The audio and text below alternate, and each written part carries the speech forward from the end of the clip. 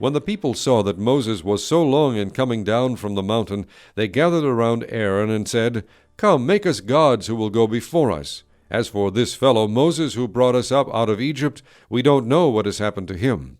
Aaron answered them, Take off the gold earrings that your wives, your sons, and your daughters are wearing, and bring them to me.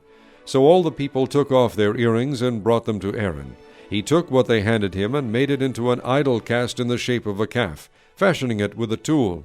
Then they said, These are your gods, O Israel, who brought you up out of Egypt. When Aaron saw this, he built an altar in front of the calf and announced, Tomorrow there will be a festival to the Lord. So the next day the people rose early and sacrificed burnt offerings and presented fellowship offerings. Afterward they sat down to eat and drink and got up to indulge in revelry. Then the Lord said to Moses, Go down, because your people, whom you brought up out of Egypt, have become corrupt. They have been quick to turn away from what I commanded them, and have made themselves an idol cast in the shape of a calf. They have bowed down to it and sacrificed to it, and have said, These are your gods, O Israel, who brought you up out of Egypt. I have seen these people, the Lord said to Moses, and they are a stiff-necked people. Now leave me alone, so that my anger may burn against them, and that I may destroy them. Then I will make you into a great nation. But Moses sought the favor of the Lord his God. O Lord, he said, why should your anger burn against your people, whom you brought out of Egypt with great power and a mighty hand? Why should the Egyptians say, It was with evil intent that he brought them out, to kill them in the mountains, and to wipe them off the face of the earth? Turn from your fierce anger, relent, and do not bring disaster on your people. Remember your servants Abraham, Isaac, and Israel, to whom you swore by your own self, I will make your descendants as numerous as the stars in the sky, and I will give your descendants all this land I promised them, and it will be their inheritance forever. Then the Lord relented and did not bring on his people the disaster he had threatened. Moses turned and went down the mountain with the 2 tablets of the testimony in his hands. They were inscribed on both sides, front and back. The tablets were the work of God. The writing was the writing of God, engraved on the tablets. When Joshua heard the noise of the people shouting, he said to Moses, There is the sound of war in the camp. Moses replied, It is not the sound of victory, it is not the sound of defeat. It is the sound of singing that I hear. When Moses approached the camp and saw the calf and the dancing, his anger burned, and he threw the tablets out of his hands, breaking them to pieces at the foot of the mountain. And he took the calf they had made and burned it in the fire. Then he ground it to powder, scattered it on the water, and made the Israelites drink it. He said to Aaron, What did these people do to you, that you led them into such great sin? Do not be angry, my lord, Aaron answered. You know how prone these people are to evil. They said to me, Make us gods who will go before us. As for this fellow Moses who brought us up out of Egypt, we don't know what has happened to him. So I told them, Whoever has any gold jewelry, take it off. Then they gave me the gold, and I threw it into the fire, and out came this calf. Moses saw that the people were running wild, and that Aaron had let them get out of control, and so become a laughingstock to their enemies. So he stood at the entrance to the camp and said, Whoever is for the Lord, come to me. And all the Levites rallied to him. Then he said to them, This is what the Lord, the God of Israel, says. Each man strap a sword to his side. Go back and forth through the camp from one end to the other, each killing his brother and friend and neighbor. The Levites did as Moses commanded, and that day about 3,000 of the people died. Then Moses said, You have been set apart to the Lord today, for you were against your own sons and brothers, and he has blessed you this day.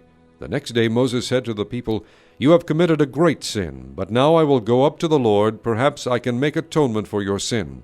So Moses went back to the Lord and said, Oh, what a great sin these people have committed! They have made themselves gods of gold. But now please forgive their sin. But if not, then blot me out of the book you have written.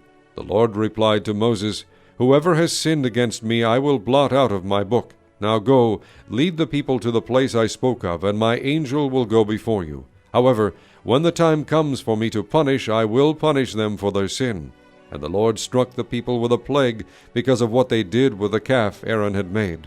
Then the Lord said to Moses, Leave this place, you and the people you brought up out of Egypt, and go up to the land I promised on oath to Abraham, Isaac, and Jacob, saying, I will give it to your descendants.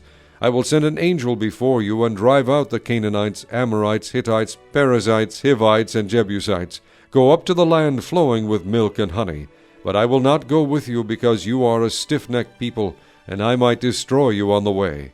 When the people heard these distressing words, they began to mourn, and no one put on any ornaments. For the Lord had said to Moses, "Tell the Israelites, you are a stiff-necked people. If I were to go with you even for a moment, I might destroy you.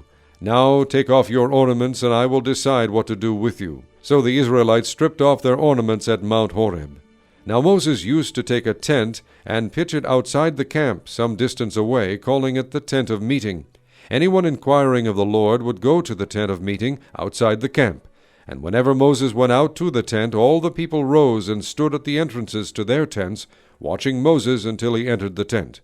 As Moses went into the tent, the pillar of cloud would come down and stay at the entrance while the Lord spoke with Moses. Whenever the people saw the pillar of cloud standing at the entrance to the tent, they all stood and worshipped, each at the entrance to his tent. The Lord would speak to Moses face to face, as a man speaks with his friend. Then Moses would return to the camp, but his young aide Joshua son of Nun did not leave the tent. Moses said to the Lord, "You have been telling me, 'Lead these people,' but you have not let me know whom you will send with me. You have said, 'I know you by name, and you have found favor with me.' If you are pleased with me, teach me your ways, so I may know you and continue to find favor with you. Remember that this nation is your people." The Lord replied, "My presence will go with you, and I will give you rest." Then Moses said to him, "If your presence does not go with us, do not send us up from here. How will anyone know that you are pleased with me and with your people unless you go with us? What else will distinguish me and your people from all the other people on the face of the earth?" And the Lord said to Moses, "I will do the very thing you have asked, because I am pleased with you, and I know you by name." Then Moses said, "Now show me your glory."